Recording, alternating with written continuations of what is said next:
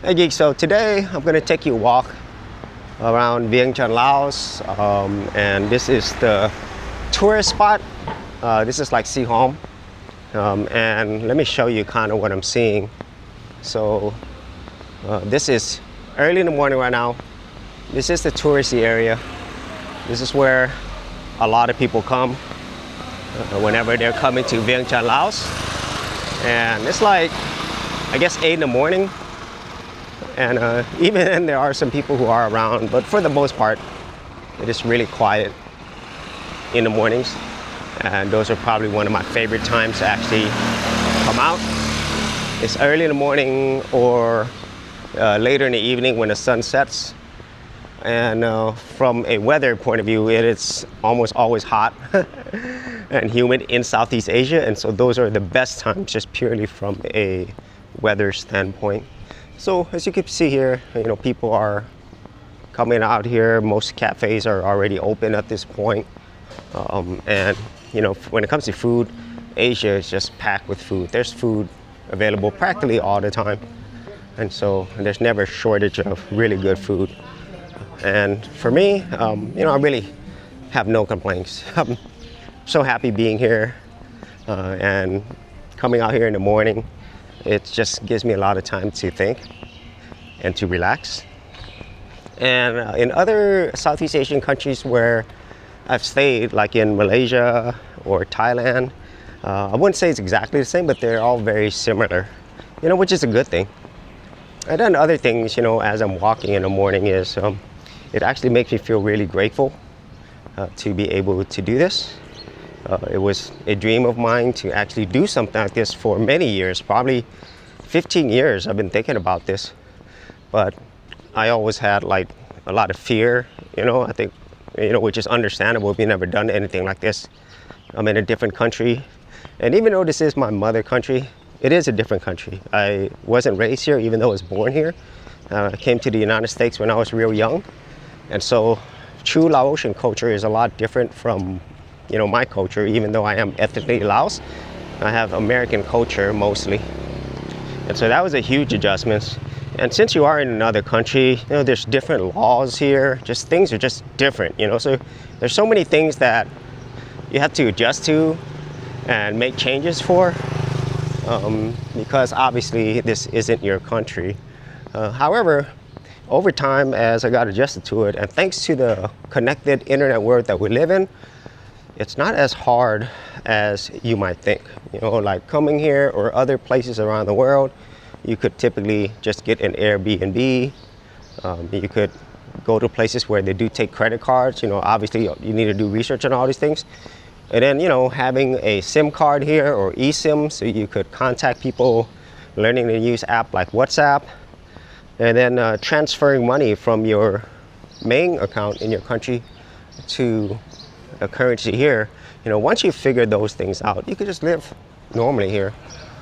And I am like just so happy every day as I'm walking here, just enjoying things. It's just a really nice experience. And then as you're walking in the mornings, this is something I enjoy doing, and I think a lot of people do as well. It's just like people watching, just seeing how people live day to day. And in places like Southeast Asia, there's always stuff going on. I mean, there's so much development here, and even if there wasn't, even if you're in a small village, it just seems like there's more life here, Whereas in the United States, people are a lot more isolated. You could be next to your neighbors for years and not really know them. You might say hi every once in a while, not unless you're already close to them. And the same thing with work. It's not an environment where people just, I would say naturally, for the most part, just connect and talk to people. Whereas in most parts of Southeast Asia and in East Asia, it's different. This is more oriented towards family and people. So people are more likely to talk to each other and also to support each other. Whereas in the United States, it's not quite like that. And so that's a big thing for me, because I do have family here. But even when I went to other parts of Southeast Asia, like in Malaysia and so forth, I just felt, more welcome when I was on those countries. It was a lot easier for me to just at least try to communicate with people, even if they didn't speak English. And yeah, that just makes it a really different and wonderful experience. And going back to our walk right now, like I said, this is the tourist area, and this street right here, and I don't remember the exact name, but I have done a walk in this one as well.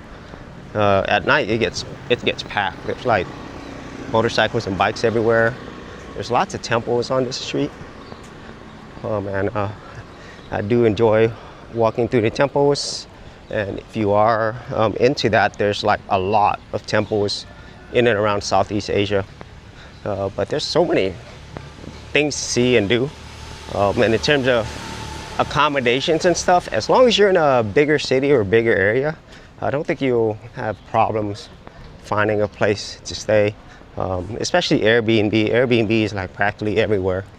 But also local hotels, if they're not already on Airbnb, it's very affordable compared to United States dollars. So you can stay here in the tourist area in a nice place for around $70 to $100 per night, and $100 is on the higher end.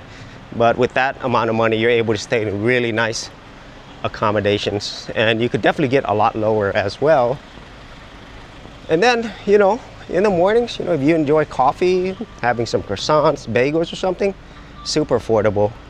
I could actually have a full breakfast, I would say for around $4 to $6 US.